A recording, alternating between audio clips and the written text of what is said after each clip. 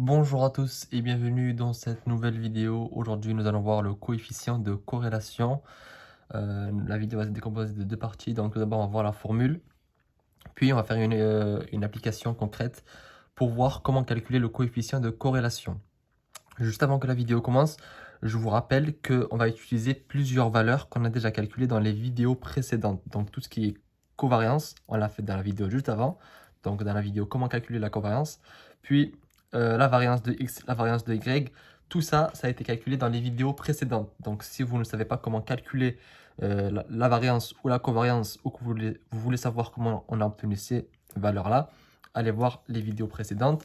Et je vous rappelle également qu'il y a en description deux liens, deux bons plans, un pour gagner de l'argent, un autre pour économiser en faisant vos achats en ligne. Allez voir ça, ça va sûrement vous intéresser. Commençons la vidéo.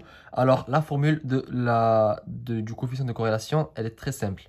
Parce qu'en fait, on va utiliser des valeurs qu'on aura calculées précédemment. Donc, on va utiliser la covariance. Donc, c'est la covariance de xy divisé par l'écart type de x et l'écart type de y. En fait, tout ce qu'on aura calculé en fait réellement, c'est les écarts types de x et de y.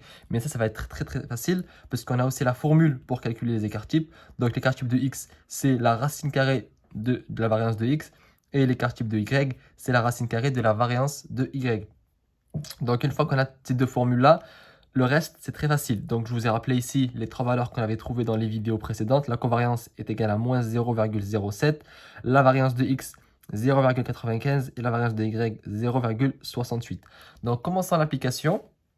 Ici, donc si on vous demande de calculer le coefficient de corrélation, voilà ce qu'il faut faire. Tout d'abord, vous devez calculer l'écart type de x et l'écart type de y. Alors, l'écart type de x, comme je vous l'ai dit précédemment, c'est la racine carrée de la variance de x. Donc, la variance de x est égale à 0,95. Vous mettez ça sous la racine et vous trouvez que l'écart type de x, c'est 0,97. Donc, première valeur. Et pour l'écart type de y, en fait, c'est la même chose, sauf que là, on va prendre la variance de y, on la met sous une racine carrée et on trouve que c'est égal à 0,82. Donc, la première étape, une fois que vous l'avez faite, là, vous avez toutes les valeurs qu'il vous faut pour appliquer la formule pour calculer le coefficient de corrélation. Donc, R est égal à covariance sur écart type fois dx fois écart type de y. Donc, la covariance est égale à moins 0,07. Donc, vous le mettez au-dessus. Et en bas, c'est l'écart type de x fois l'écart type de y. Donc, c'est 0,97 fois 0,82. Vous faites ça à la calculatrice. Donc, ça, n'oubliez pas le moins devant, c'est très important. Le signe change totalement l'interprétation du coefficient de corrélation. Ensuite, là, on va trouver que le R est égal à moins 0,1. Donc là, je voulais encadrer. Donc, c'est moins 0,1. Et là, on va voir comment on interprète ça. Déjà, à savoir que vous ne pouvez pas avoir R qui est pas égal, qui est inférieur à moins 1 ou supérieur à 1. Donc, R, il est toujours situé soit il est toujours situé entre moins 1 et 1. Première information. Puis ensuite, information très importante, je vais essayer de décaler ça pour qu'on puisse y voir. Hop, voilà. Donc, information très importante ici. Quand là, après, en fait, le R, on va l'interpréter en valeur absolue. D'accord? Donc, quand R, il est proche de 0. Quand je dis proche de 0, c'est-à-dire entre 0 et 0,5. On dit que la corrélation, elle est faible.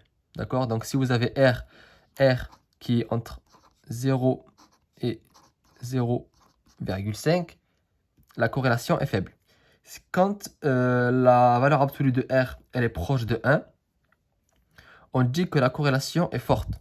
Quand je dis proche de 1, ça veut dire que si R il est situé entre 0,8 et 1, on dit que la corrélation elle est forte. Si cette fois-ci c'est entre 0,5 et 0,8, on dit que la corrélation est moyenne. D'accord?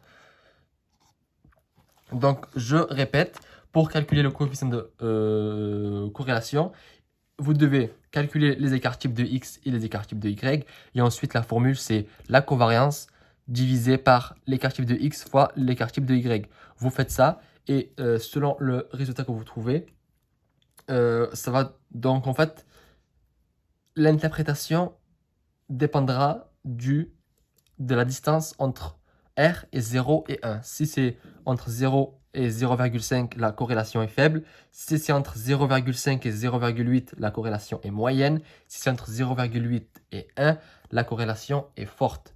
Voilà, donc c'est la fin de cette très courte vidéo. J'espère que celle-ci vous a aidé et je vous donne rendez-vous dans la prochaine vidéo.